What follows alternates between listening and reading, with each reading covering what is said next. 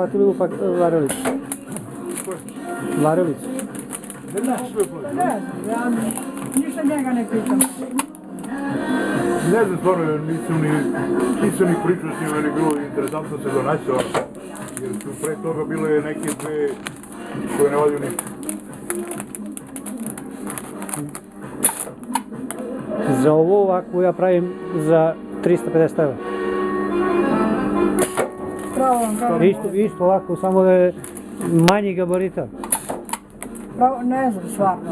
I ne mora se okreći ovo dva puta. Ja ovo dva puta, ove kese su loše, a ove druge sve ide. Nisu one loše, nego deblje, povećaju malo temperaturu.